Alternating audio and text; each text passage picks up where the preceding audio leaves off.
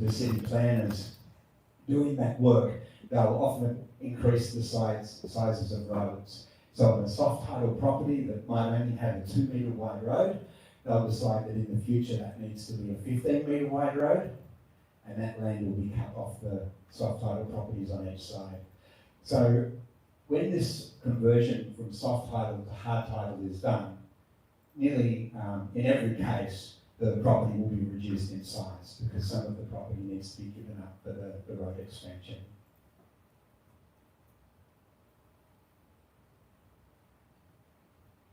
So in the process of converting soft title to hard title, owners, after they give up their documents, after they give up their soft title, they'll receive a hard title receipt that looks like this. It's a very small piece of paper, looks like it's just been run off a photocopier, looks very unofficial, there's no stamps, a couple of signatures only. So if you're purchasing property right now, you will either see a hard title that looks like this, or you will see a hard title receipt which looks like this. If you don't, if you see a soft title like this, generally this is going to set off some alarm bells, and this is something during our due diligence process that we would question. In most cases, in nearly every case, the owner of the land should hold either a hard title receipt or a hard title. One of the valid reasons, maybe why they don't, maybe they were in another country when the cadastral office team came to measure their land, so maybe they weren't available. That could be a valid reason why they don't have a hard title receipt and why they are holding a soft title. But commonly it's because their land has some kind of conflict with another government department. Perhaps their land adjoins Apsara zone where the temples are. There could be a lake or a river there, so there could be a conflict with the Ministry of Water Resources. There could be forest on part of their land, so there could be a conflict with the Ministry of Forestry. So if any of those government departments have a conflict, they're not going to register the title as hard title. So if you see someone still holding a soft title now, you really need to do your due diligence on that. If you see a soft title like this, and a lot of people right now, especially on the border of Siem Reap, in Banda Serai, and 20 kilometres out of Siem Reap, they'll all be holding these. So they don't show the square metre size of the property. It has the owner's name, it has the location, again by comparing it to other pieces of land around there. So this one you can see in the north, this is the lot number for the property in the north. These are the lot numbers for the property in the south, lot numbers for the properties in the east, and there's a road in the west. So that's how they identify the location of the land. The GPS coordinates are not yet on here. And because they don't know how much land is going to be cut off when converting this to hard title, they don't put the amount of square metres on this hard title receipt either. If you're purchasing property, the hard title receipt can be transferred just like a hard title. So during the process of waiting for this to become a hard title, we would transfer the ownership of the hard title receipt from the seller to you. In most cases, the process of this conversion is about 2 or 3 years, and with all the work that the government's got at the moment, with the huge workload they have in doing this, it could be a little bit longer. We can see that this one the land was measured 2 years ago, so maybe in the next 1 or 2 years the hard title will be issued for that.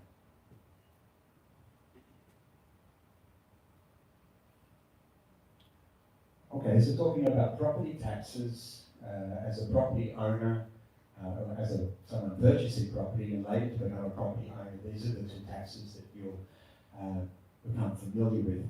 There's a transfer tax of 4% and an annual property tax of 0.1%. So transfer tax is paid during the ownership process. Transfer of title, when you purchase some land, generally it takes between 8 to 12 weeks to transfer ownership of property from the seller to the buyer. About halfway through that process, all of the documentation will go to the tax office and they'll do a tax assessment on the property, and they'll assess if there's any outstanding annual property taxes, and they'll assess what the transfer tax on the property is. So transfer tax is 4% of the assessed value, and we'll talk about assessed value in just a moment. Who pays the transfer tax? According to the letter of the law, it is the buyer who is supposed to pay the transfer tax. But in practice, this is very different. In practice, for condos, that remains true. Buyers will pay the transfer fees and transfer taxes. But in practice, for land, houses, it will be the seller that pays. So they will cover the transfer fees, the transfer tax, and they will incorporate that into the sale price. Once you own the land, each year you'll need to pay an annual property tax. So this is similar in Western countries. We have council rates. In Cambodia, we have annual property tax. So it's very small, 0.1% of the assessed value, and the first $25,000 of that value is not assessed. So it's paid each year before September. So you need to pay the tax for the current year by September. Put it in your calendar, because if you're late, there's penalties and an interest rate on the penalties as well for late payments. So for both of these taxes, they're either based on what we call the tax department assessed value. If there is a Cambodian national who's got their name on the title, or in other cases, if the property is owned by a company, so it could be a landholding company or a trust bank, which is a company, they will not use the assessed value of, they won't assess the value of the property. They will judge the value of the property as per the sales purchase agreement that was signed. So if you're holding land that's owned by a company or a trust, when you purchase that property, you'll pay 4% of the sale price. And your property tax will be calculated on the same way. Otherwise, if you're using a nominee, or you have a leasehold system, you'll be using the assessed value system. So this is how the tax department assess the value of property to apply the 4% transfer tax or the property taxes. There's two elements. The first element is the land value, so the tax will be charged on the assessed land value, and the second element is the construction value if there's something built on the land. So for to assess the value, the tax department have a very thick book schedule of pricing, and it's assessed according to the location of the land. It's assessed by commune and by village, and by the type of road that the land is on. So they differentiate between a primary road, a secondary road, and a tertiary road. In the schedule of pricing, they'll call it a commune road, a village road, or another road. And they have a price according to what type of road size you are on and what commune you are in. So in Strata Title, you might pay $150 per square metre for your land. The assessed value is likely to be much lower, maybe $25. So the assessed value is a preferred way to have the value of your tax measure. The second part of how they will assess the value, if you've got something built on the land, again, they have a pricing schedule for that. You could show them the receipts of your construction for your house, which would be much higher. So the best way is to use their pricing schedule. So for a reinforced concrete home with tiled roof, they would say the cost of building that home on the ground floor is $250. In actual fact, you may have paid $450 or $500 per square metre. So again, the assessed value that they use here is much lower. The first floor would be $200 a square metre. So those 4% transfer taxes and the property tax of 0.1% based on these values according to the size of the construction of your home. The most important thing with your tax is make sure you pay it on time, otherwise there's penalties and interest payments on the penalties. So due diligence, such a basic part of purchasing property, and surprisingly many people still don't do it. Once a month I'll come across someone who comes to us with some issues they had in their property purchase. And to resolve those issues, it takes extra time, it takes extra money, and sometimes the problems can't be solved. And they all would have been avoided with some simple due diligence. So the process of due diligence, it's not a complicated process. The first thing that should be done is to check that the paper title that they're showing you is the original title. It's not a photocopy, and it needs to be checked at the cadastral office to make sure it's the current copy as well. There is a chance that maybe someone had lost the title at one stage, and so there's a new title printed. You want to make sure the seller comes to you with that new title. They're not using an old title that they no longer own. So in that process, you would also check the name on the title. The person who's selling you the property is actually the legal owner of the property. So those checks, they're done at the Ministry of Land Management's cadastral office on the National Computer System. The other thing that we check is registered debts. So if this property has been used as collateral to loan against, if there's any money owed against this property. And if and when you find registered debts against the title, some people get worried by that, but in this environment, there's a lot of people who are selling property, and there's some really great opportunities to be had buying property from distressed sellers and forced sales at very low prices. And the reason those people are selling fast is because they're in trouble with the banks. So we're seeing it's more and more common now in transactions that we're doing when we do some due diligence and we check a title that there's money owed at the bank. So how to move forward with that? IPS would generally help you with that. We would help work with the seller. We contact the bank that is owed the money. We work with the bank to have the money paid back and the title released, and work with the cadastral office to transfer the title after the debt has been paid.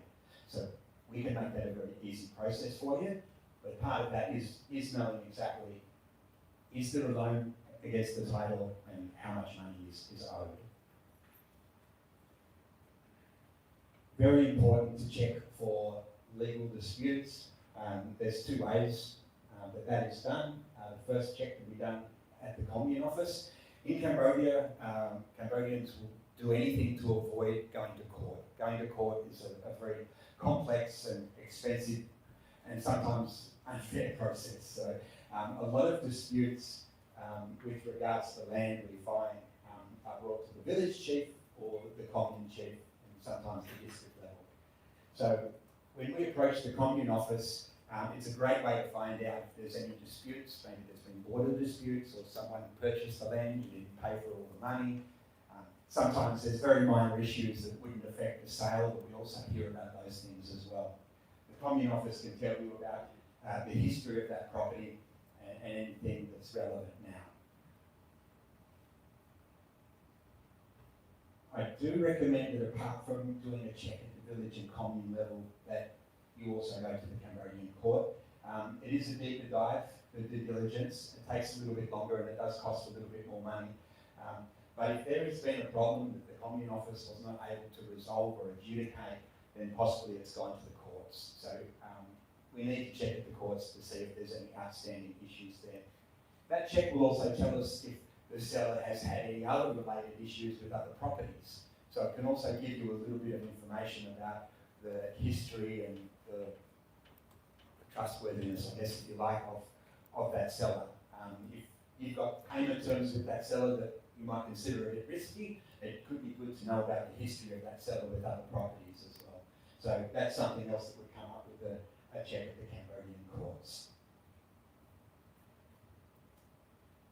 A very important part of due diligence is the land verification, the measurement of the property, especially in Siem Reap, because in Siem Reap, it wasn't too long ago that most of the properties were soft title, and the older generation of Cambodians who might be selling now, especially the older generations, they don't always understand the GPS measurement element of how their property is measured. So when they purchased the land, when they acquired the land, they were told that their land ended at the mound of the end of this rice paddy, or over here near the palm tree. So that's how they understand the measurement of their land.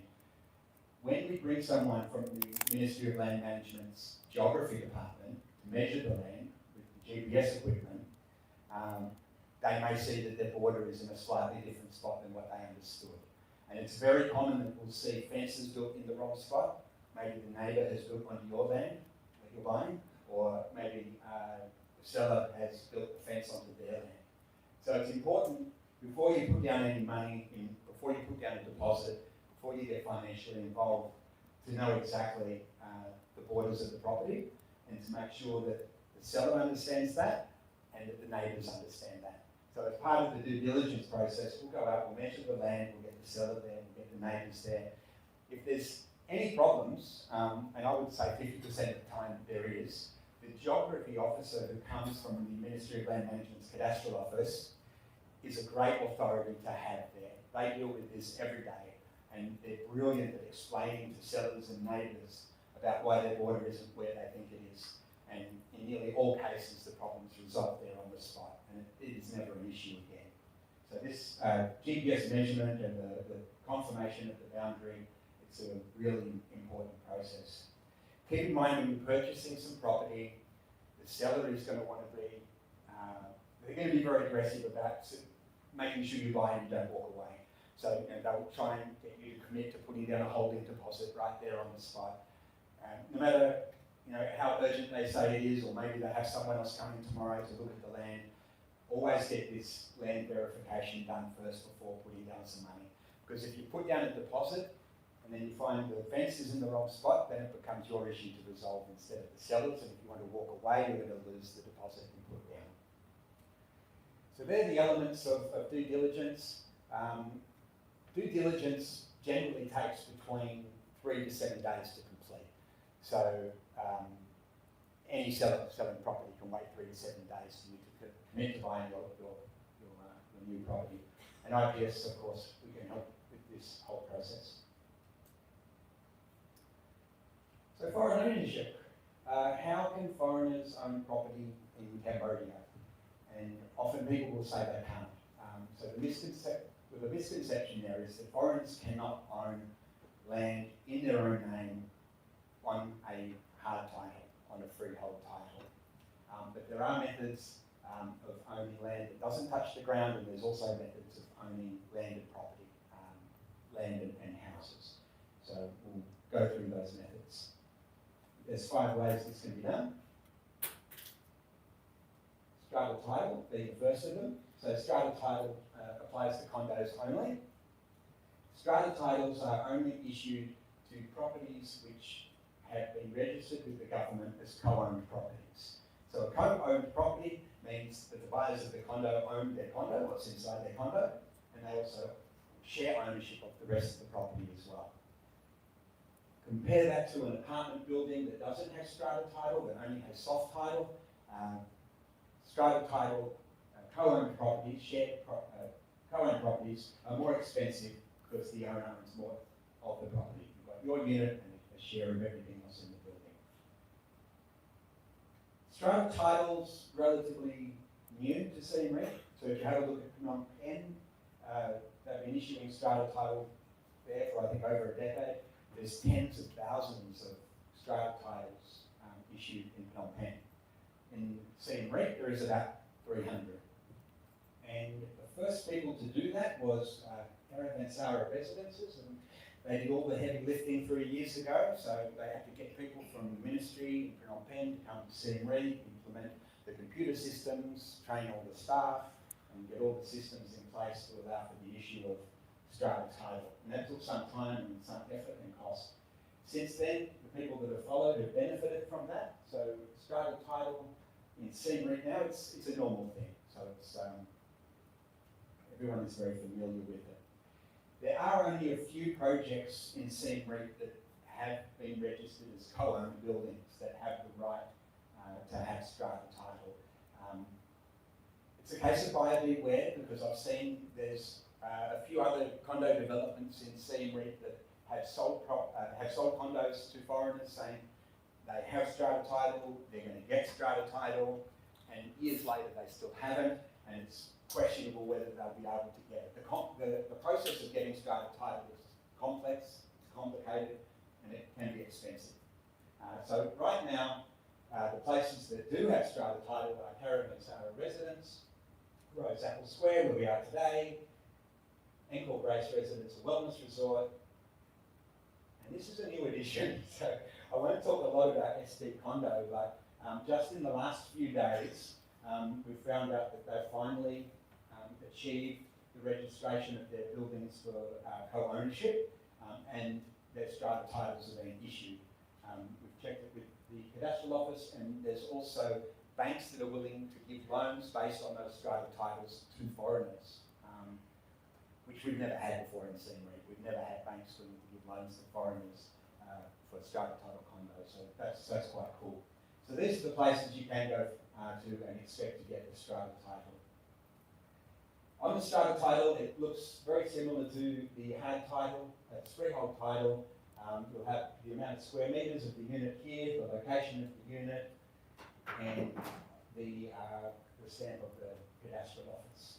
On the back, again, the important things here, who owns the title? Is it a husband and wife property jointly owned, or is it just a husband or wife, or is the person not married?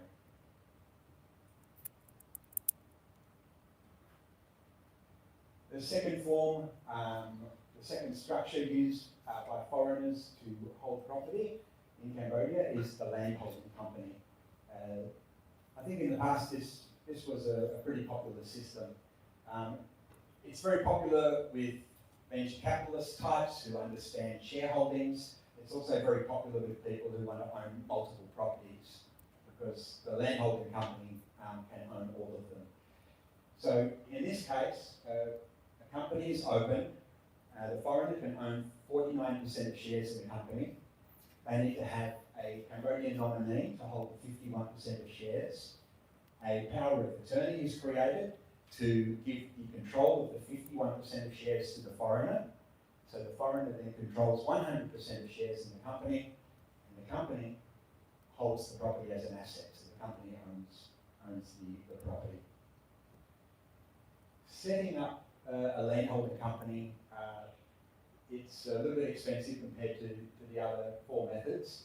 So to set up to register a company and get all the legal instruments in place will probably cost between $5,000 to $8,000. The company, it needs to be maintained every year as well, even though it's not doing anything apart from holding this title. So you'll need to have registration fees each year. You'll need to submit monthly tax returns, end of year closings. You'll need an accountant for that as well. So you could expect to spend $5,000 to $8,000 a year just on keeping the company open and maintaining it. Some people who hold multiple properties, well, they tend not to care about those prices. It's the holding fee they're willing to pay. Something to consider too, though, are the taxes. So when you first purchase a property, there's the 4% transfer tax that we discussed. When it is a land holding company that's purchasing the property, the 4% transfer tax will be based not on the lower assessed value, it will be based on the purchase price that's in the sales contract. So for a piece of land, the regular assessed value, the transfer tax on the regular assessed value may be $3,000 or $4,000, but when it's 4% of the sale price, it could end up being $15,000 or $20,000. So it's a considerable difference. Also, when the company sells the property, they're disposing of an asset, it's creating revenue for the company. So within the year, in the accounting year that transaction happens, the company is going to be paying 20% profit tax as well. So you can say 20% of the profit of the difference between buying and disposing of that piece of land. So that's something else to consider is the tax obligations that are related to a land holding company. It's not for everyone. In 15 years, we've probably had 10 people choose this model. Okay, the third system is the nominee structure. Without a doubt, it's the most popular method. In our Siem ranch, we sell between 2 to 5 properties to foreigners per month, and most of the time, at least historically, foreigners have chosen the nominee structure. The reason is because everything is set up to protect them, but the cost also is very low. So the nominee structure has two important elements to protecting the foreigners' rights in the property. The first element is the Cambodian nominee who holds the title in their name, so finding a trustworthy nominee.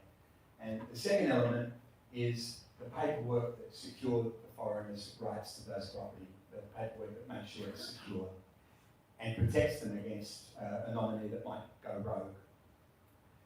So when choosing a nominee, keep in mind that the Cambodian nominee is holding the title. So their name goes onto the title as owner of the property. So when choosing someone to do that for you, you've got two choices. You can choose someone that you know, and nominees that foreigners have chosen before sometimes are employees, business partners, boyfriend, girlfriend, sometimes a really well-spoken tuk-tuk driver they trust, or a policeman. So there's a variety of nominees that people can choose. In my experience, what I've seen with those nominees is that when the relationship ends with the nominee, which it sometimes can, then it puts everything else in this structure at risk. You're really relying on these documents and sometimes the court to enforce your rights because the nominee has failed to live up to their obligations. So choosing a nominee is important. IPS, we offer a nominee service, so we can offer you an independent nominee. It's a simple business transaction, there's no friendship involved, so you avoid that risk of what happens if the friendship ends. So that's the first element of the nominee structure, is choosing a nominee. The second element is making sure you've got contracts in place that protect you. So there's 5 contracts that are put in place to protect the foreigner's rights to the property. And I'll go through these one by one. So the first agreement, it's a nominee agreement. This is a very simple agreement that talks about the roles and responsibilities of each person, of the nominee and of the foreigner. In my experience, when I've seen land sold that is owned by a nominee, what normally happens is they haven't had this nominee agreement in place, and people's expectations of what is going to happen is very different. The foreigner often thinks the nominee was doing it to help them because they're friends, and the nominee is expecting to get a payment for the service, which is common and standard, and that really creates some friction. So often that puts that relationship that they're in jeopardy as well, because they're fighting over money, basically. So the nominee agreement is very important to have in place.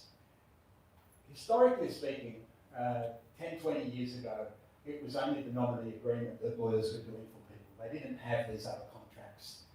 So by itself, it's not enough, but it's a start.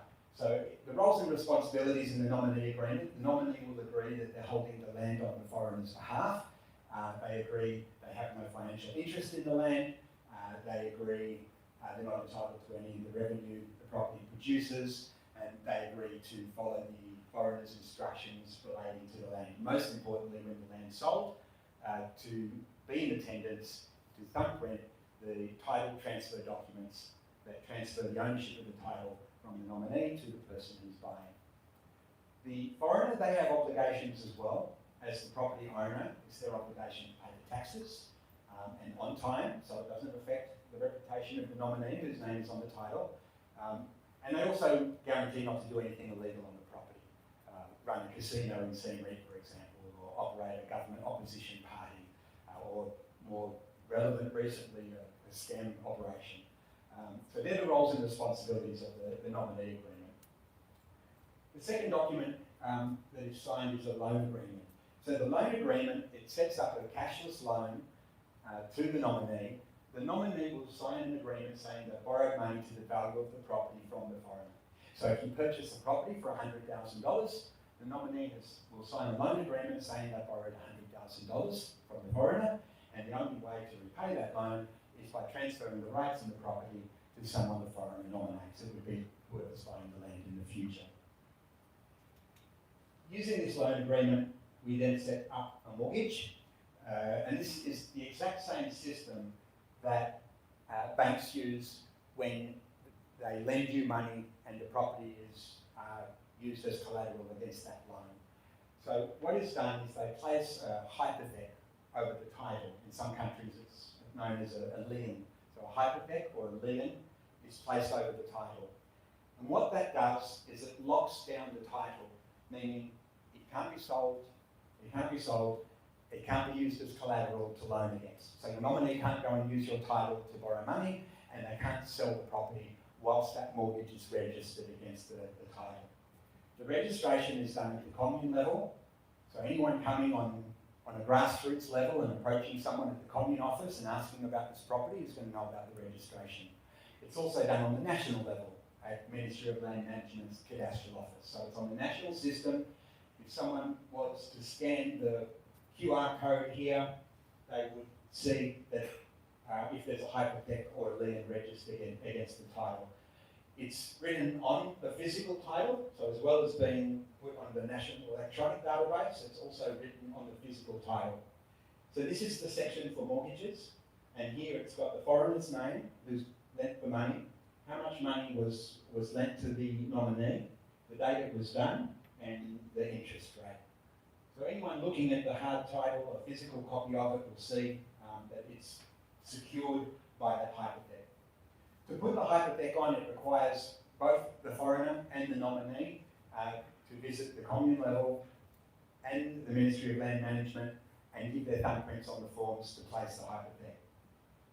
When it comes time to sell the property, the hypothec must be removed before the property can be sold. And again, the foreigner and the nominee, they need to attend to do that. So this cannot be removed unless the foreigner comes and thumbprints the removal of the hypothec. Placing a mortgage over the title is the strongest protection in this whole system. Everything else relies on people following what they promised to do, but this prevents a nominee from going rogue and selling the property. The security agreement simply outlines the terms of which the mortgage would be called in, of how the property would be taken back in the case of the mortgage agreement not being followed. So these three documents, they all work together. And finally, there's a lease agreement. So the foreigner enjoys leasehold rights over the property, which means they can build on it, they can live on it, they can sublease it, and with leasehold rights, often you can loan against the leasehold rights as well. Nowadays, foreigners, we need to register where we're living to get our visas and work permits, so you could use this lease agreement to show where you're living as well, since your name's not on the title. So that is the nominee structure. The reason why it is so popular is because the setup costs are quite low, and the payment, because the nominee does need to receive a payment. To make these contracts legal under common law, you need to meet the element of consideration. There needs to be money paid for a service given. So if there's no money paid, then they're not enforceable under common law. So a payment does have to be given. And one of the best ways to make that payment is not as a monthly stipend or yearly, as some lawyers will set it up like that. The best way to make that payment is if and when you sell the property in the future. So a small payment up front to meet the requirements of consideration, and then a percentage or a lump sum payment at the end when the property is sold. That works for the foreigner because when the property is sold, that's when they've got money to be paying the nominee. And it further motivates the nominee to be available when they're required to come and thumbprint or transfer of title documents. So that's the nominee structure. The fourth method is a perpetual lease. This has been in place for a long time. It's been in place since the Land Law Amendment, and people have been using this. I've seen some titles that have used this from 20 and 30 years ago. It's just becoming more popular now. So I'm seeing more and more people choose this method now. We've helped half a dozen people obtain property using perpetual lease in the last 12 months. So it's becoming more popular. How this works is when the property is sold, it's sold with a leasehold agreement of 50 years, which can be renewed by 50 years. So there's a legal statute for this. Leasehold contracts can be done up to 50 years with a maximum renewal period of 50 years, so you get 100 years.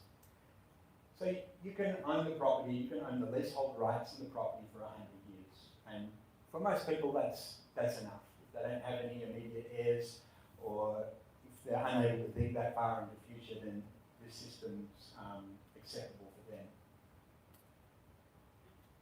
How this works in practice is when you purchase the property from the seller, instead of the property title, the original hard title, being transferred from the seller to the buyer, a leasehold certificate of title is issued. And this is what it looks like. It looks very similar to the hard title. And this is why foreigners like it also, because they get an actual title and they get their name on it. The original hard title that's owned by the seller will give that to the buyer, and it will have a section in here where it's noted that there is a leasehold title issued on it, so the original hard title gets locked down. It can't be sold, can't be borrowed against until this leasehold is removed. So as a buyer, you will get the original hard title from the seller, and you will also get a leasehold certificate of title which can be held for 100 years.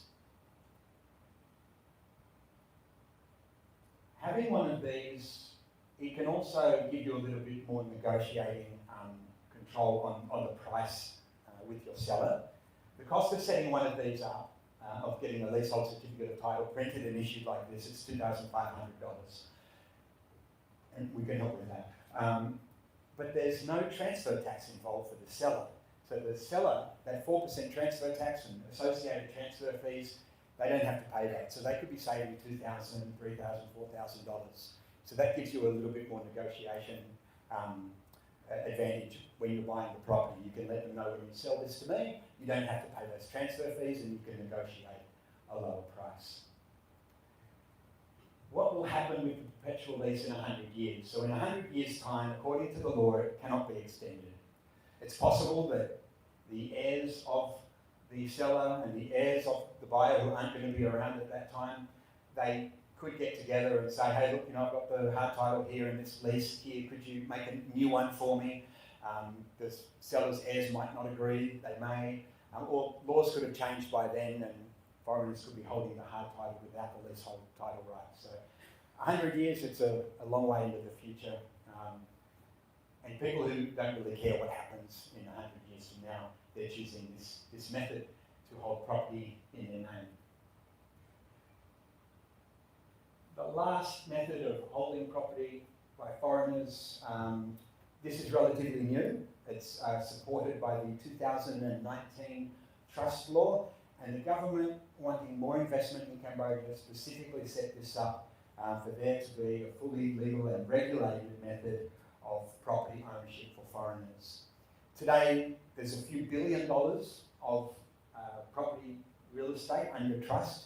Most of it's commercial, so people who are buying land for clothing factories, etc., they're setting up trusts. There's a few $1 million under trust for residential properties, and I think that's going to start growing as people become more familiar with this. So how this system works is, instead of having a Cambodian nominee to hold the title for you, you have a trust bank to hold the title for you. There are 16 trust banks that are licensed to operate with the Cambodian government, and they are regulated by the Ministry of Economy and Finance. The Ministry of Economy and Finance has a trust regulator who watches how the 16 trust banks performs and makes sure they follow the letter of the 2019 law. Once you've got the trust company on the title, they will give you a trust deed. So the trust deed gives you all the rights in the property. The trust deed, it can be transferred to other foreigners.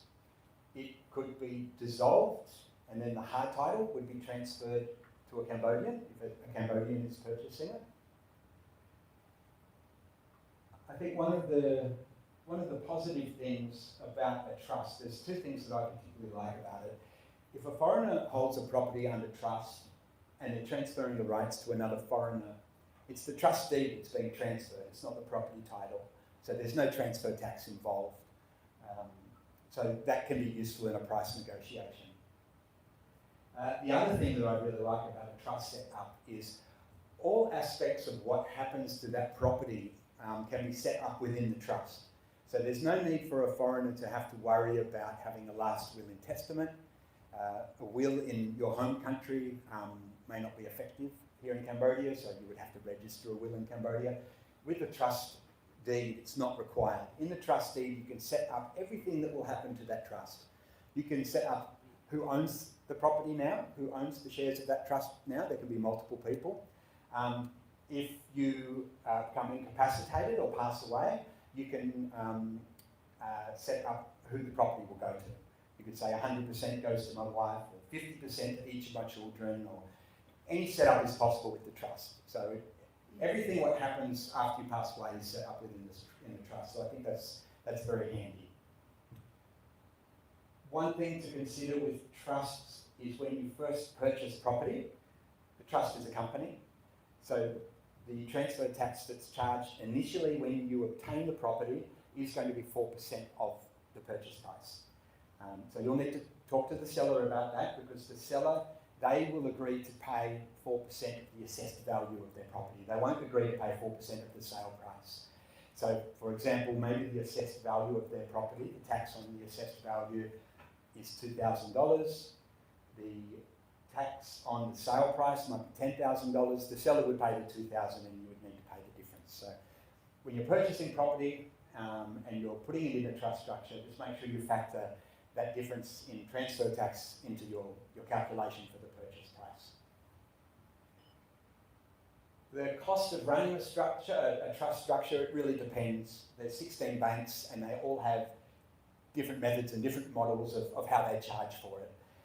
There's a few trust banks that we've had very good experiences with. Stronghold is one of those.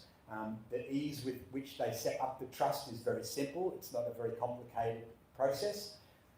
And the fee structure is very reasonable as well.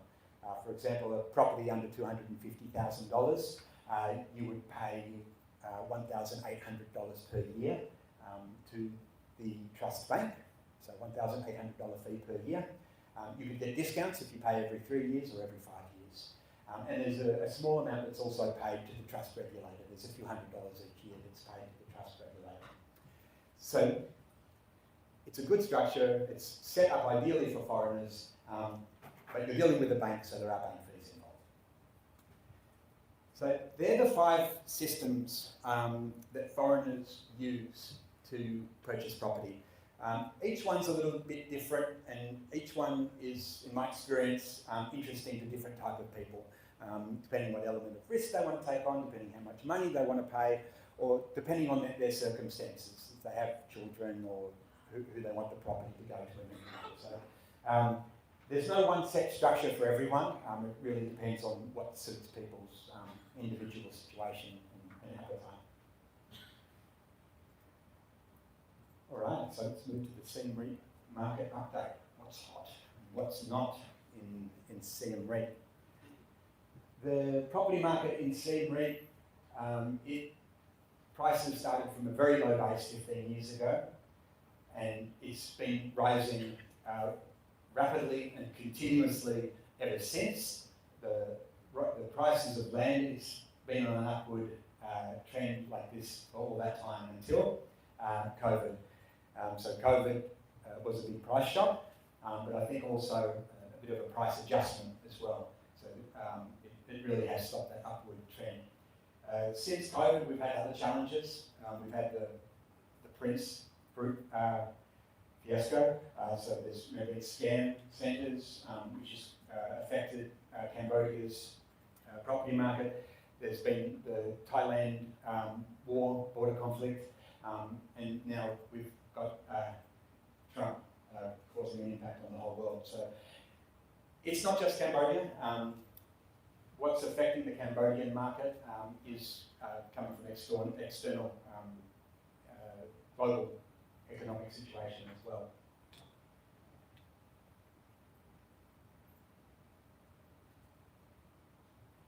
On the economic, or on pricing in the Siem Reap market right now, there's a few things that are in very low supply, a few parts of the Siem Reap property market that are in very low supply and very high demand. So those things have continued to be very popular and hard to come by. Anything low supply, high demand, those prices are not dropping. Yeah? And those things are strata title condos in low supply and high demand, and we'll talk about that a little later. And Western style condos, modern Western style condos with swimming pools, again in very high demand, especially for the rental market because of all the people moving here, and very low supply. And we'll talk about that again later. Everything else in the market, vacant land, older houses, businesses, factories, it's quite grim. There is a huge oversupply of those properties for sale in the market, and as in all cases when there's an oversupply, prices come down. And we've seen people who have exhausted all of their savings over the COVID period looking to sell property to re-establish savings, so they've got money to spend day by day. We've got people who are under pressure from the banks, unable to meet their mortgage repayments. Yeah, so there's a lot of sellers in the market, and there's some good opportunities. I mean, it's a buyer's market in that case, and we have people who come to us as forced sales, as distressed sellers, and they're really reducing the price. So there's some good opportunities there if you're looking for opportunities to buy. Some examples of that: we've sold land in Southern Iraq, which we named the expat suburb. It's a very popular suburb, green leafy suburb, close to town, 5 minutes away, and talk to foreigners, love living there. I lived there for 4 years and loved it. Prices there before COVID were between $250 to $450 per square metre. $250 being on a small little goat track road with no landfilling. We've been selling some distressed sale property there that's worth $300, $350 for half price, for $180 a square metre. So when these distressed sales come up, when these forced sales come up, they generally don't last long, a week or two, and someone has snapped them up. Because there are buyers in the market, but the buyers are very discerning. They know it's a buyer's market. They're looking for property in Siem Reap. They're not buying outside of Siem Reap in Bandos Bay or around Kulin Mountain anymore. So they're looking for these distressed sales as their preferred purchase. So they don't last long on the market. After our Q&A session, we're going to have a bit of networking outside, and we'll have IPS sales agents there, blue IPS shirts. If you're looking to purchase some under market value property, then you can get in contact with them. Just let them know if anything comes up, call me, and they'll make sure they contact you. When they do come up, they don't last 1 or 2 weeks. So overall, Siem Reap market is an oversupply of landed properties, and buyers are preferring to purchase those under market price, and there's an undersupply of strata title condos and Western style villas. This is our property map in Siem Reap. So in our Siem Reap branch, we get 150 inquiries per month, nearly all foreigners, and we do between 70 to 90 transactions each month. And all of those transactions are recorded here. So we've got tens of thousands of data points. And the reason we record them is because IPS is also a valuation agent, so we're licensed and registered to give property valuations. And the way that we do that is by using comparable data. What's sold nearby that's of a similar type of property at what price? Anyone who's gone to purchase property in Cambodia knows that there's two prices. The asking price, which is wildly high and far from reality, and there's the price that things are actually selling for. So all that data that we've recorded there is what property is actually sold for over the last 17 years. So let's do a quick little 5-minute tour of Siem Reap in the comfort of Siem Reap House Auditorium. Siem Reap City, right now we're at Rose Apple Square here. This is the Angkor Wat Temple Complex in the north. So this is all our Sara zone. Nothing can be sold here, nothing can be built here. So that's hands off in the north. In the south, there's nothing but water. So the growth corridor for Siem Reap is to the east, towards Phnom Penh, and to the west, towards Thailand. So you can see that's how the city is growing and will always grow that way. This road here is National Road 6 going to Phnom Penh, the main highway, and National Road 6 going to Poi Bet, Thailand. This is Ring Road number 1, and this was built about 15 years ago. 15 years ago it was considered the border of the city, and the city has grown so much. 15 years ago, outside of Ring Road 1, you would see a lot of green colour, just rice fields, and now you can see all the land filling and the development that's happened. So the purpose of the ring road, like every ring road in every country, is for the heavy traffic coming along the main highway to divert around the city and back onto the highway. As Siem Reap has been growing, now there is a second ring road built 8 kilometres further out. So this is the second ring road. This is Macro here, so past Macro. This is the second ring road. And a few months back, the Koreans started on the third ring road, all the way out here, joining the expressway and going even further out. And eventually this will join into a northern section, which is not yet being built, of the third ring road. So this green line here is the expressway. Everyone who has been to the airport will know it's a very quick journey on the expressway to National Road 6, and then there's a massive bottleneck going into town. Originally the plan was to join Road 60, and if anyone's been on Road 60, where the Apsara ticket office is, where the Angkor Wat ticket office is, you'll see that that is a huge road, and it was expanded specifically to join this expressway, which for some reason didn't happen. So in the future they may connect to that, which would avoid the bottleneck coming into town. And the SkyTrain also is likely to take this route. All of the red lines that you see on this map, this is what was called the 38 Road Project. So during COVID, the government did something that made incredible sense for a government to do. They saw that there is no one coming to Cambodia, the airports are shut down, so they embarked on a $200 million infrastructure upgrade project. And it was called the 38 Road Project. In the end, if you count these roads, there's more than 70 roads that were done.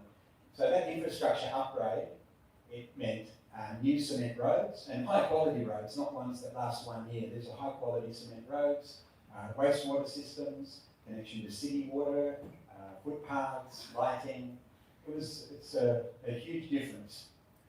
Generally speaking, if you own property and it's got a red laterite road in front of it, and someone builds you a cement road, you can expect the value of your property to increase by $20 or $30 a square metre.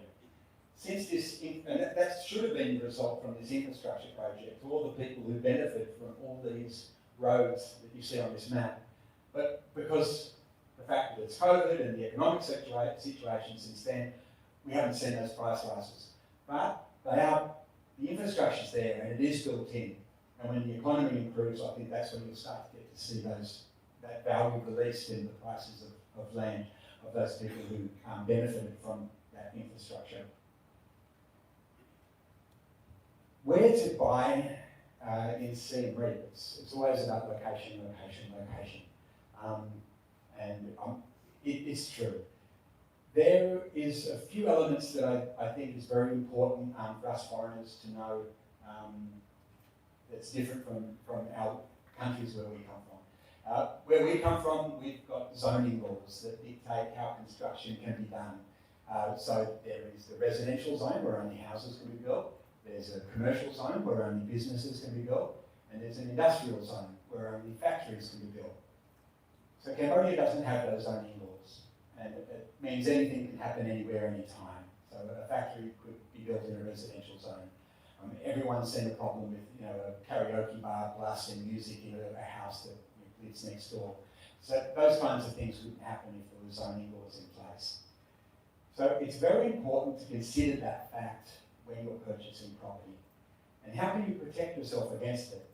I've been a victim of this. One of the apartments I was living in when I first came here 10 years ago, someone built a crocodile farm right next door. We used to enjoy going out on our balcony and overlooking the pool, and after the crocodile farm was built, it just smelled of sewage all day long.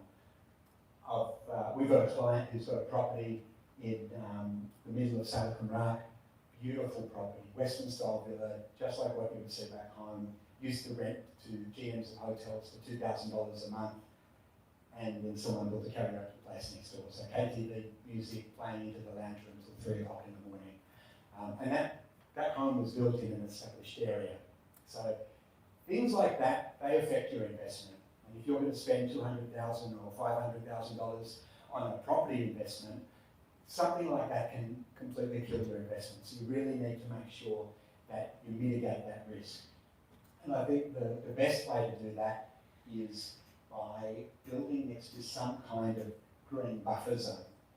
The most obvious one in Siem Reap would be the Siem Reap River, which goes through the middle of town. No one is going to build on a river if you build a house next door to it. Unfortunately, the prices of the land on the river in Siem Reap are very expensive. French Riviera is probably more affordable.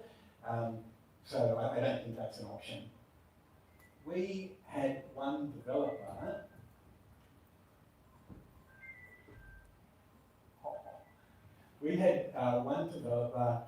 who was very, very smart, and he located this piece of property, which is just outside Ring Road number 1. So it's 2.5 kilometres from the centre of town.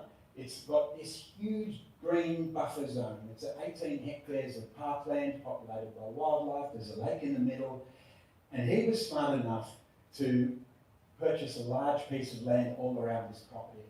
So on one side, he's got this big buffer zone where no untoward building is going to come and ruin the investment. And then he built out his own community around it. So he built all these houses here. These houses here rent for between $1,600 to $2,000 a month. High quality Western style villas. David Murphy has lived in one of these houses before. These often rent out even before the last tenant has moved. They're in such high demand. These ones here, they all rent for $1,500 a month. This huge villa here has the Consul General of the Thai Consulate living here, paying $5,000 a month, which is the upper end of the villa rental in Siem Reap. People who live here, the reason they've come here is because it's quiet and peaceful. So they don't have any issues with weddings, funerals, people burning rubbish. Everyone who's lived in this community, they all want the same thing. So they're all like-minded people. They're all people who want a quiet and peaceful environment. So you've got like-minded people around you, and you've got this big green buffer zone here. So this is a really good idea. There's not many other places like that in Siem Reap, but the most obvious one is the Angkor Golf Resort. The Angkor Golf Resort, it's 4 kilometres from town, it's an 8-minute drive, and it is a massive 200-hectare green buffer zone, which is always going to be here. This is a Nick Faldo golf course, very famous golf course. Something special about this golf course is they have a flora and fauna conservation system in place. So there's conservation zones in pockets around the golf course that are set up to host endangered species of Cambodian wildlife and flora. So inside this area, unlike other parts of Cambodia, no one is using slingshots to kill birds, no one's fishing, you see turtles running across the fairways, all kinds of beautiful wildlife, all because of that conservation they've got set up inside the golf course. So that's not only a green buffer zone, but it's a very special place to live next to. And on this side of the golf course, you've got the golf course on one side, and you've got like-minded people building out around you. In any country around the world, land next to a golf course is highly priced and very expensive. And it's not the case here, because for a very long time, the road access has been so bad. It's been like a roller coaster to get in there, so people don't even go to look at the land. So now with the development that's happening here, the roads, there's cement roads in nearly all of the way except for 900 metres, which is being done this year. So it's becoming more accessible now, and I think it's, the prices are going to go up because of that. So to have a look at the kind of development that's happening around the golf course, you can see all along the border of this golf course, there is development coming. And it's people who want to be in a quiet, peaceful location that's close to town.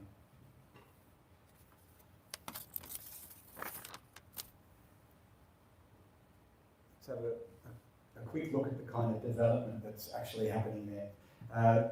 This is a 14-hectare project called Rakak. Under construction now, it's going to look like this. They're small units, it's very overpriced. If the prices come down, it's something to look at right now. I don't think there's much interest there. This is a Cambodia Ocnio who's building a luxury villa, $10 million villa on 6 hectares, and with private ponds as well. These houses here, 5 houses, these are very popular rentals. These rent between $1,600 a month up to $2,500 a month, and those properties are always rented normally before the last tenant moves out or within a couple of weeks afterwards. So at IPS, we're always looking for Western style villas to rent to our clients. There's a huge demand for those properties, and they're some of the ones that we always choose. This house also in the area, I've paused on this because it's interesting to look at the price. This was built by a foreigner. I think it's 3 bedrooms, so 2-story house, and his construction cost, not including the land purchase price, was $180,000 to build that home. Quite modern. In and around this area, it's a no-through road with 8 pieces of land. 4 houses are already built here, and the remaining 4 houses are under the design process and about to start construction. So there's real pictures of the houses that are in that no-through road. Further along the golf course, this is Tranquility Villa. This is a project that's launched now. We'll talk about this a little more. So if you're looking for somewhere to live or for an investment property, this is a great project. Fully built for you, fully furnished, nothing to do. This is really interesting. Those plots of land you saw briefly, there were 17 plots of land. We sold all of those 17 plots of land out in 4 months. It's amazing, and it really speaks to the value that people see in this area. At the same time, when global economy is in shatters and there's forced sales and distressed sales and no one's buying property, here at the golf course we sold 17 pieces of land in 4 months. It's really incredible. And all of the people that purchased those lands are foreigners who are building their own houses. None of those people bought to flip the land or as an investment. Every single one of them bought to build their own home. Some of them big luxury villas, other ones more quaint little villas. All of those are in the process of being designed now. Here's some designs that I've seen from some of our clients who are underway with that. And every time one of these villas finishes getting built, the land price of everyone else in this area goes up. So you can see all the development happening next to the golf course now. There's a fair bit happening, and as more and more happens, all of the prices are going up. There's land available for sale there. Another 8 houses here. These ones are on the rental market. Some are owned. These rent for between $2,000 up to $2,800 per month, and they rent very, very quickly. So 2-story, 5 bedrooms, and single-story, 4 bedrooms. So they're rental houses. And this is privately owned. This one recently finished construction, so not available for rent. So that shows you everything that's happening along the border of the golf course. I'm a big fan of this area.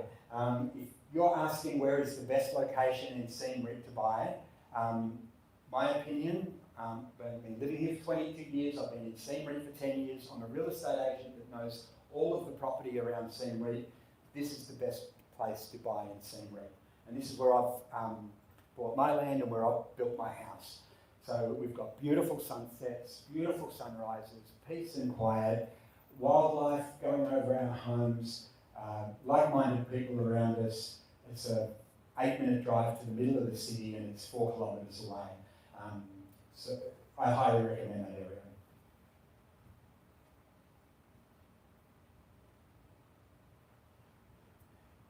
Okay, so the last part of our market overview is to talk about some of the things that I mentioned before that are in low supply and in high demand.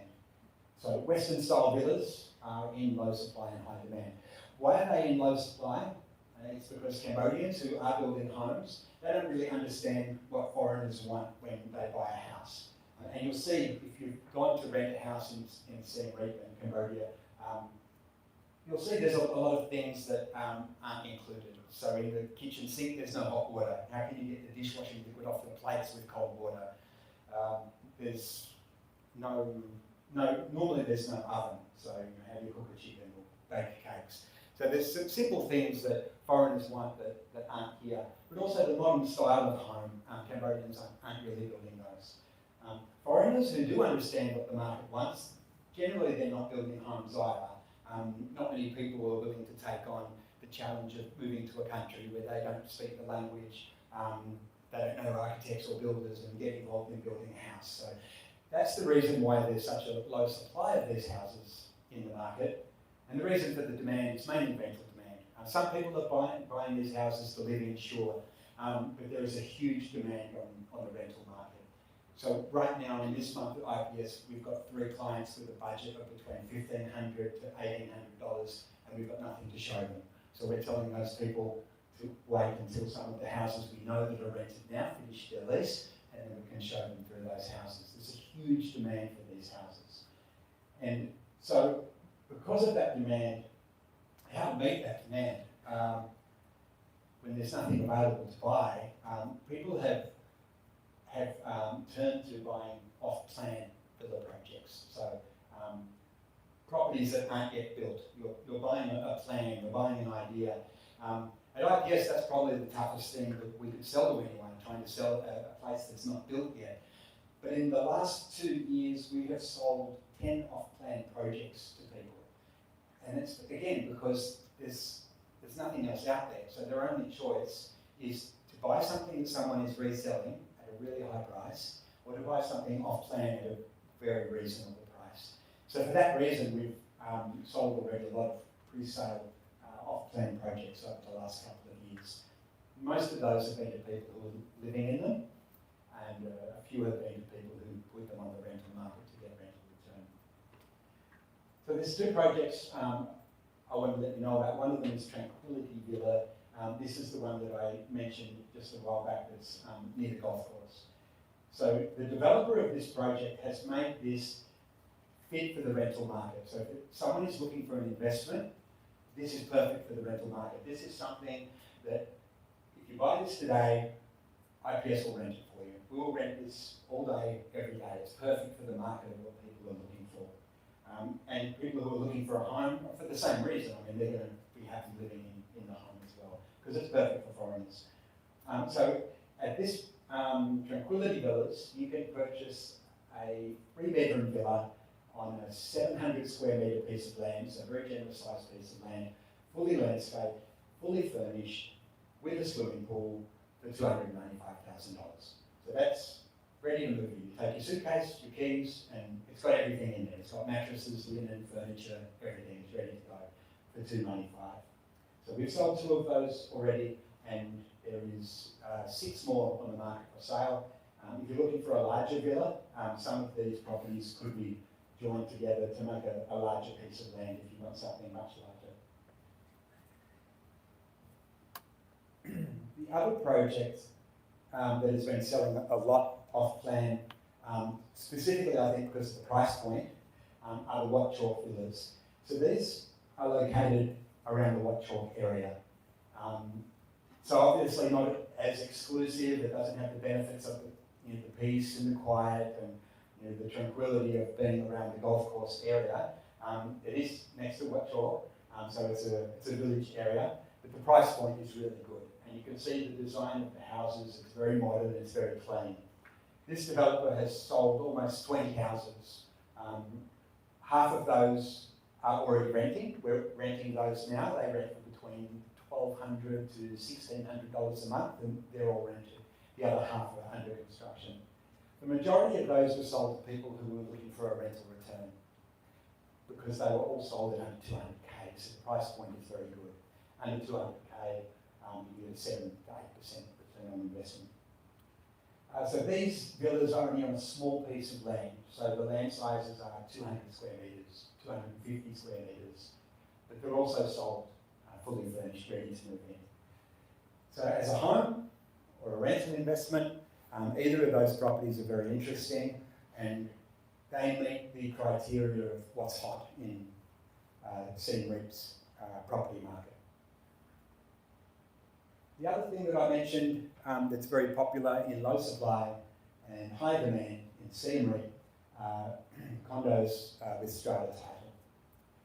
And there aren't many of them, so Roseapple, where we are now, and Ankle Grace Residence and Wellness Resort, both Strata Title properties, they both launched the month after COVID hit, so very bad timing.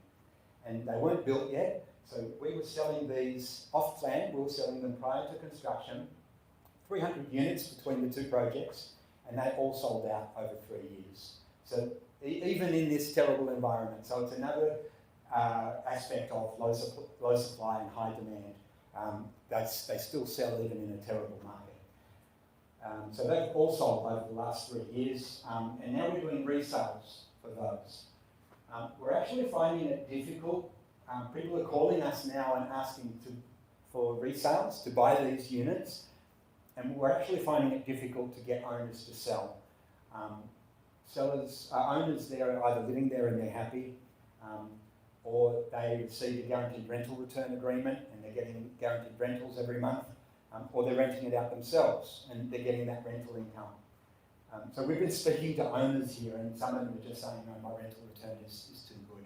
If you paid me a crazy price, I would sell it. And then we ask them, what's the crazy price? And they don't reply anyway. So owners are happy with these, and generally they're not reselling. But we are in a difficult market, and there are people who need cash. So we are finding there are some urgent distress sales. At Ankle Grace, we have 5 people out of the 176 owners who need to sell very urgently. So there's some opportunities to pick up some of those urgent sales at Ankle Grace. You can talk to us about those. SD Condo is very, very interesting. We only just found out a couple of days ago that they finally got their Strata Title. Finally. And they have a bank that is willing to loan foreigners 50% of the purchase price to purchase a condo there, which is something that's never happened in Siem before. Banks have never offered to loan money to foreigners before without a Cambodian wife or husband. So that's pretty amazing. The quality of SD Condo, it's not Roseapple, it's not Ankle Grace, it's not that same high quality. But the square metre size of the units is very large. You can get 120 square metre, 3-bedroom, and the sales price is very good. It's starting from $120,000 for a 3-bedroom, compared to Roseapple, which was over $200,000 for a 2-bedroom, only 80 square metres in size. So the price is very good, and also there is a bank that will loan 50% to foreigners. So you can put 50% down and purchase a condo at SD Condo. If that's something that's interesting to you, you can talk to our IPS agents afterwards, and they can also talk to you about what those units are renting for now, what sort of prices you could expect on rental returns. All right, our market overview is complete. Over to Q&A. Yeah, I would think that was a very thorough explanation of the Siem Reap marketplace, but I'm sure you've got some questions, so thank you.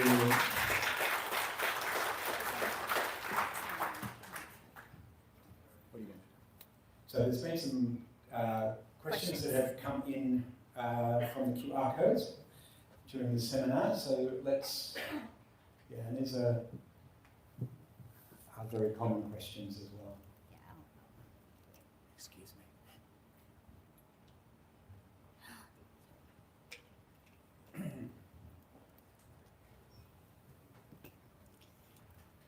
The most common question related to nominees is what happens when your nominee dies.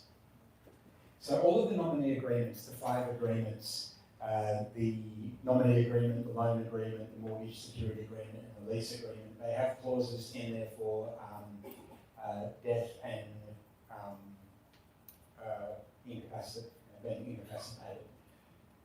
So what would happen is all the rights and obligations, and this relates to the foreigner as well, all of the rights and obligations of the person who passes away passes to the next of kin. So the foreigner who owns that property, their rights and obligations in all those nominee agreements will pass to their next of kin. The nominee, if the nominee passes away, all the rights and obligations, all of those responsibilities that the nominee has agreed to will pass to the next of kin. What really happens though, because taking on those responsibilities, it's a huge responsibility.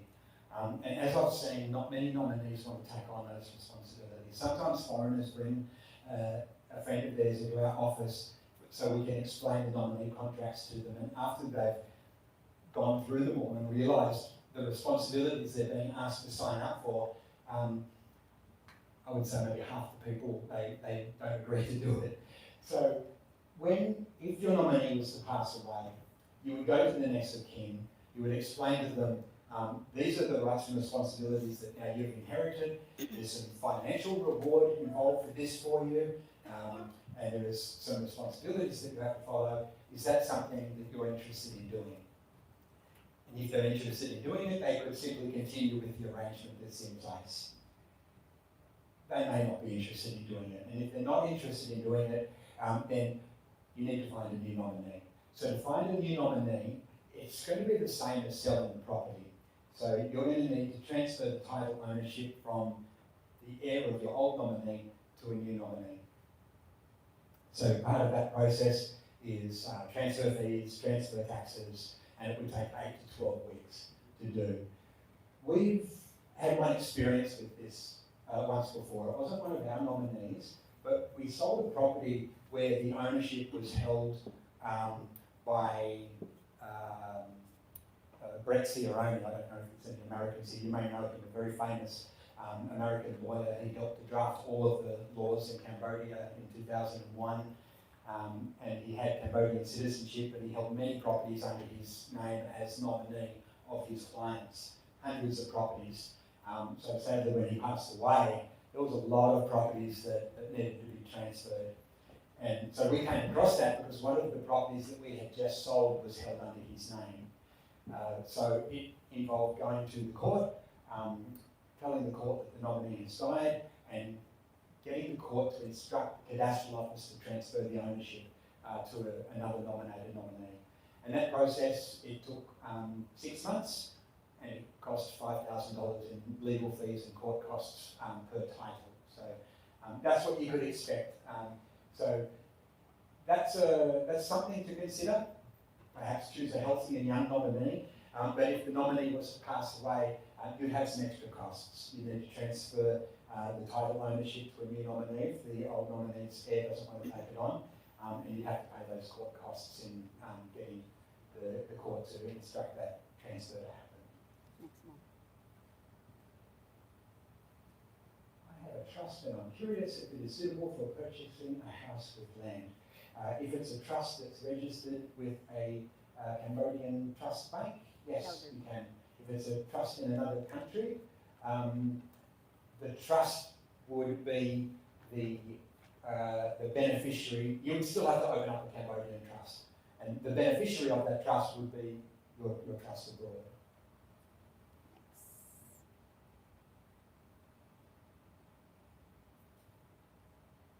After buying, how to rent? Is there tax? Yes, good question. After buying, how to rent, and is there tax? So put your property to rent. The simple way is to give it to IPS to rent. We'll rent it for you. In Cambodia, real estate agents, they're not remunerated the same way in other countries. They're not paid a listing fee for holding the property. They're not paid every month to look after the property for you. So all real estate agents are paid a commission or a placement fee.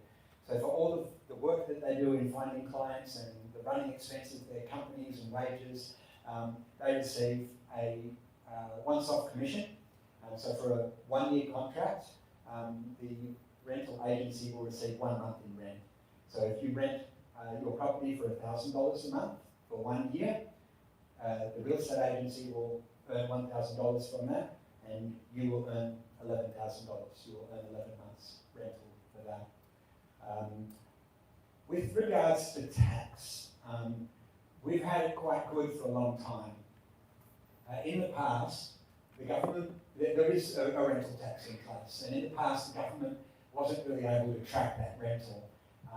unless either the owner of the property was registered as a tax entity, i.e. they had a company that was registered with the tax office, or the tenant was registered as a tax entity. The tenant had a company. So if either the landlord or the tenant was registered, had a company registered with the tax office, then the government would get tax. They would get a 10% rental withholding tax. Everyone else who was renting property for all this time, no one has been paying any rental tax for all these years. And unfortunately that is now about to change. The government has put in place a system called the Foreigner Presence in Cambodia system, FPCS. I think everyone here should know about it, where the landlord has to register that they have a foreigner living with them in their house. And if you want to get your visa renewed, you need to show that FPCS registration to get your visa renewed. Landlords, they must register you. They'll get fined if they don't now. And if you're not registered, you won't be able to renew your visa. Now that the government has got that in place, they're starting to share that information with the tax office. So now tax officials are starting to go around to all the landlords that they know have foreigners renting their properties. So those landlords are going to have to start paying a rental tax. And you'll start to see this in the coming months. I mean, this has literally just happened in the last few days, which is why it's not in this presentation. So there's two types of rental taxes that are applied. One is a 10% rental withholding tax. It's the responsibility of the landlord to pay that tax. If it is a non-resident, so if it's a foreigner, if it's a non-resident that holds that property, if it's a non-resident that owns that property, and by non-resident, you live here for less than 182 days per year, then the tax is 14%. So the rental tax will either be 10% or 14%, depending on who the owner of the property is.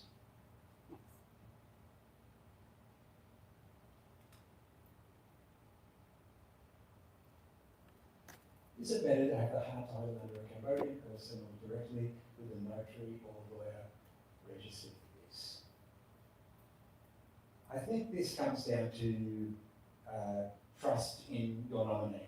So what this person is asking is, can I just have any regular Cambodian person, or can I have a Cambodian notary or Cambodian lawyer as my nominee?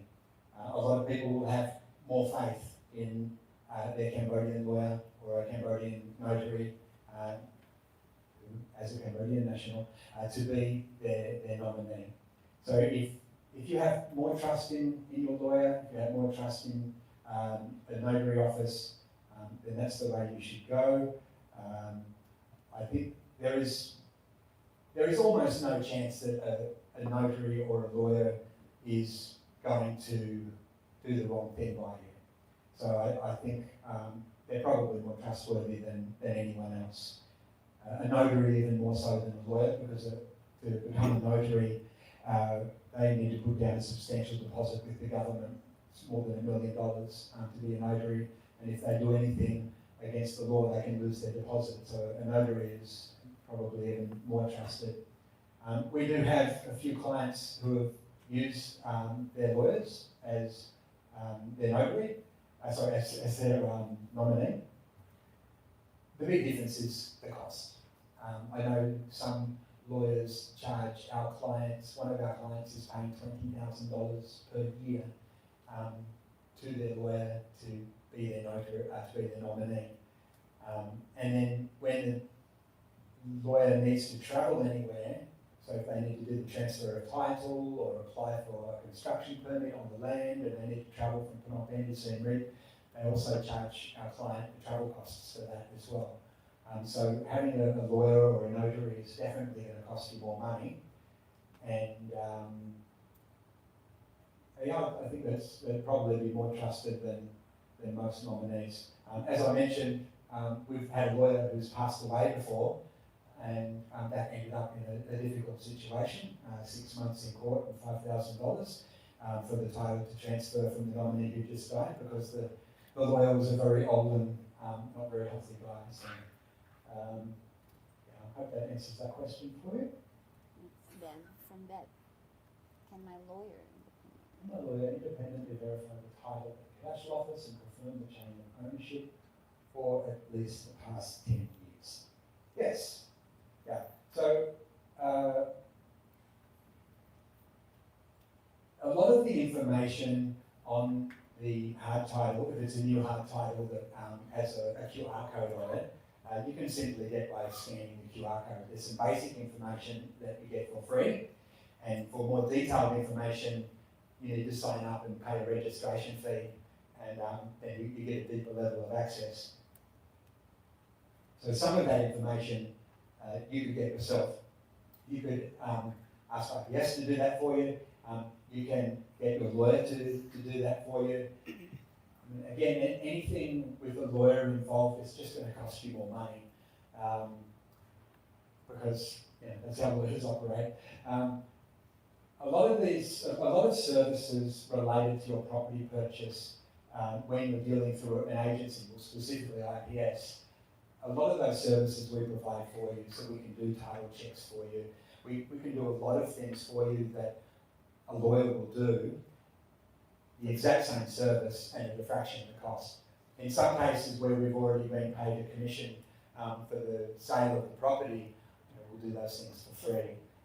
Due diligence, it won't be a free service, but definitely cheaper than a lawyer. But yes, a lawyer can do all those things for you. It will just cost you a little bit more. Is the assessed value appreciated or depreciated based on what The assessed value is based on the schedule pricing that the tax department have on record. So for land value price, they've literally got a book. It's about this thick, and you saw on the slide just one of those pages that we had taken out of that book. So for every single commune and village, there is a set price according to what kind of road it's on, and that is in that schedule of pricing, that is in that book. And that schedule of pricing is not updated that often. It was updated 3 years ago, I think was the last time they updated that schedule, and it had not been updated for a long, long time. So we saw some of the assessed value of land prices was very, very low and really out of whack with market prices. And even now, after they've reassessed those scheduled prices, they're still much lower than market prices. That's for the land tax component of it. This question relating to the construction, there are two values. They do take into account depreciation for the construction.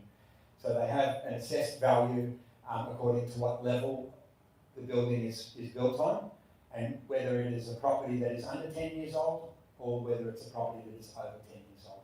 So that's the only definitions that they work within, how old the property is, less than 10 years or more than 10 years. How much is the capital gains tax? Capital gains tax, the tax that we have been frightened of that never happened. So the capital gains tax was brought into law, I think 8 years ago, and they've never been actually able to establish it because they've never been able to agree on how to implement it. And so before COVID, it had been cancelled 3 times already. They had planned to start a capital gains tax in Cambodia. And then over COVID, they cancelled it. And then just recently again, they cancelled the implementation of it. So capital gains tax, it's set at 10%. And how... 20. Oh, sorry, 20%, thank you. And how that will be actually implemented, that's one of the things that they've never been able to agree on. So the most recent iteration of how they said they will agree on that is that they will assess the... it'll be 20% of the expense of the property is not assessed, so it'll be a 4% of the sale price. So capital gains tax, you can say simply, will be 4% of the sale price. That's if they actually implemented according to the last system that they said was going to be implemented. And this thing, it keeps getting delayed year and year again, and we hope it will be delayed for many more years. What is the age to buy sub property for condo units? Can minors be So much the same as in other countries, you need to be 18 years old. 18 years old. So a minor cannot be a nominee. Under the nominee structure, can an exit As long Yes, under the nominee structure, a next of kin can be named in the nominee agreements, but the nominee also needs to have get a Cambodian lawyer to draft a will and testament, and the will and testament also needs to be registered. How much approximate is the cost to set up a trust? Okay, so the cost to set up a trust. How much is the cost to set up a trust? It really depends on which trust service that you use. I mentioned there's 16 different trust banks, and each of them have different pricing schedules. Some of them are quite complex, and they have a fee for everything. For example, some of them insist that you use their sales purchase agreement, even though you would have one provided for you for free from your real estate agent, and they'll charge you for that. They'll insist that they do a due diligence on the property, and they'll charge you for that. Some of the trust banks have 4 or 5 different services that they request you to insist that you do as a prerequisite to work with them, and those services could cost in the end up to about $3,000. And then you've got the ongoing yearly costs to the trust and to the trust regulator. So some of the more favourable trust banks, and one of them that I mentioned was Stronghold, who we work with a lot. Another one is Canada Trust, which is Canadian Bank's trust arm. Those guys don't have all those upfront costs. So the upfront cost would probably be $1,500 or less as a once-off payment, and then annual fees after that.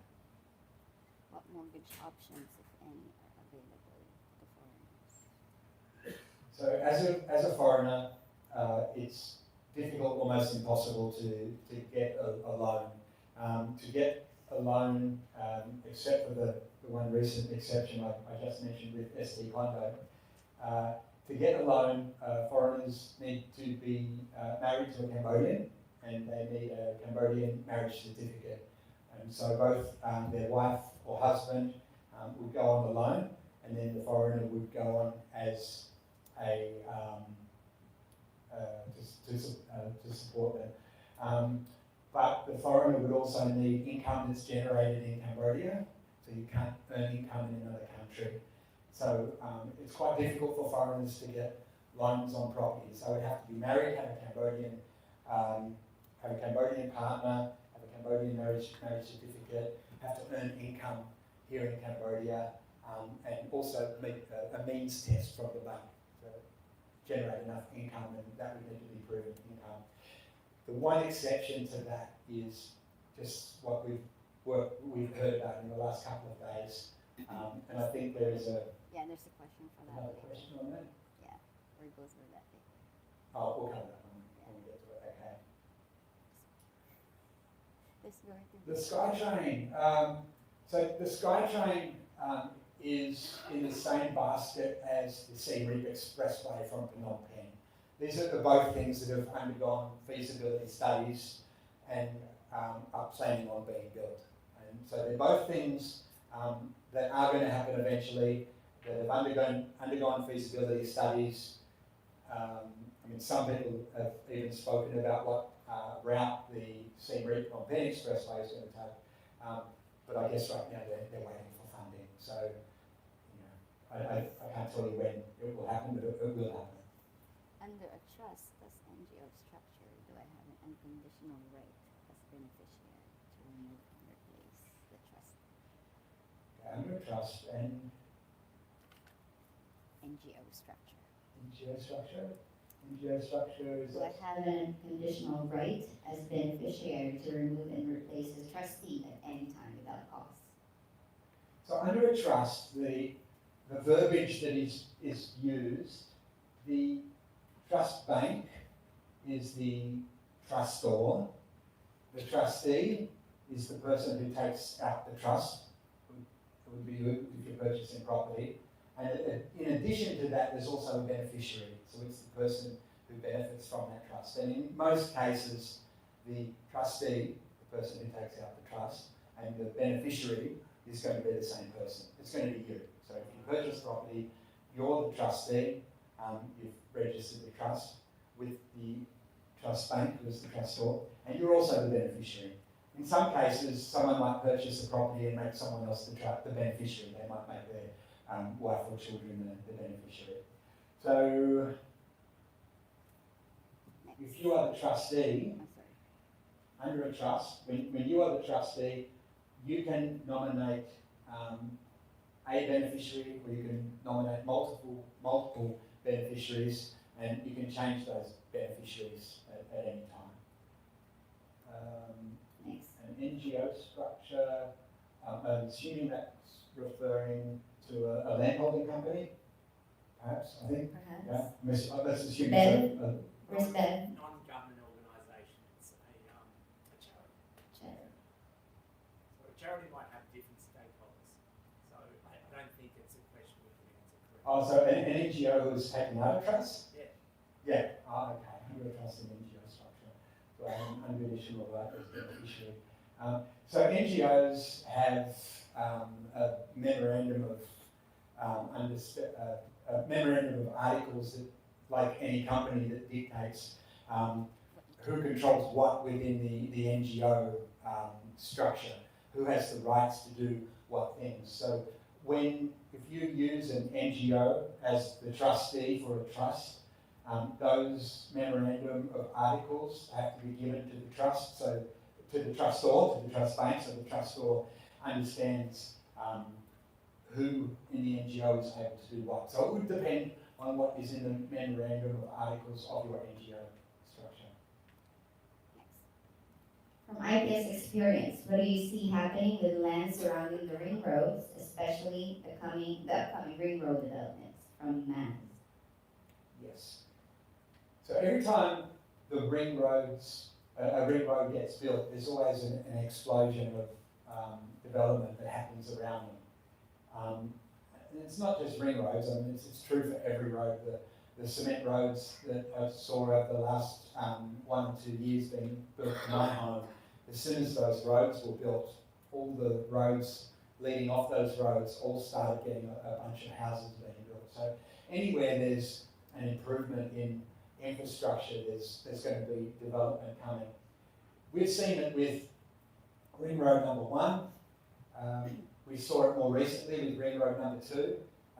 There's a big section around Chiril, all around Chiril where Ring Road number 2 was built.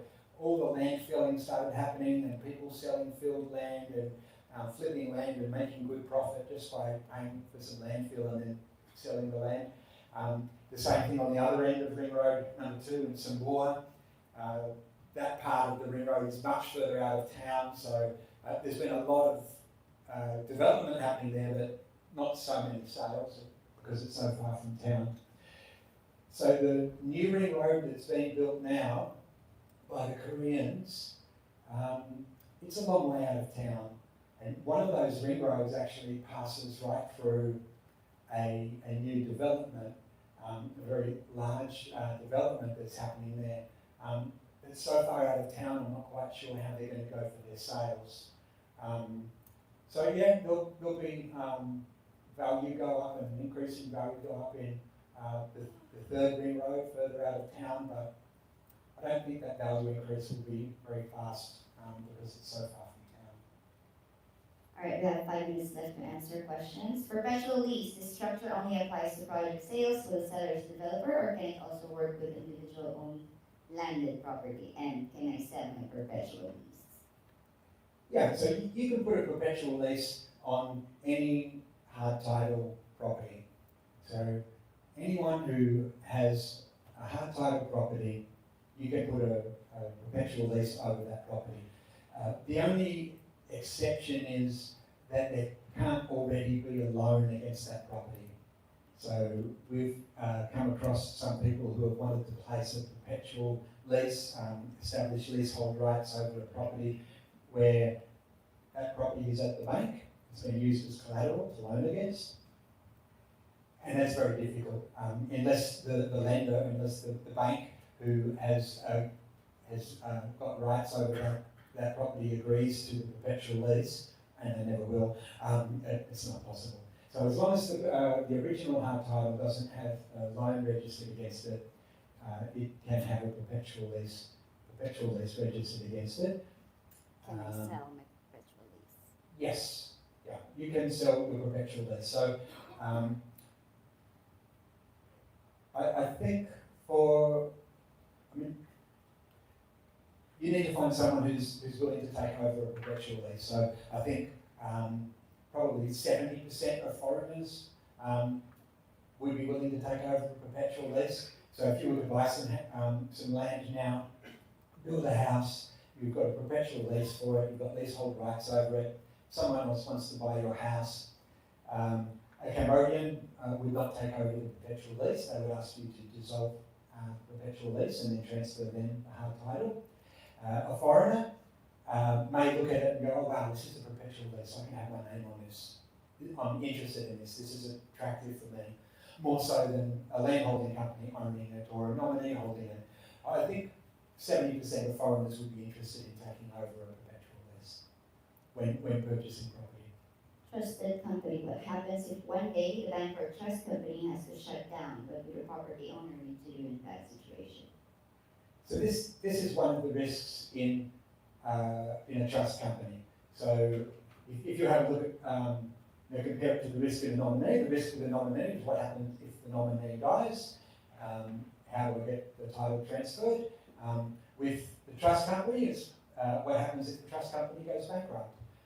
So the trust company is regulated by the government. It's regulated by the Ministry of Economy and Finance, by the trust regulator. So with any case of solvency, the trust regulator would get involved and work out which people got a share of the money that they could get back from the bankrupt company.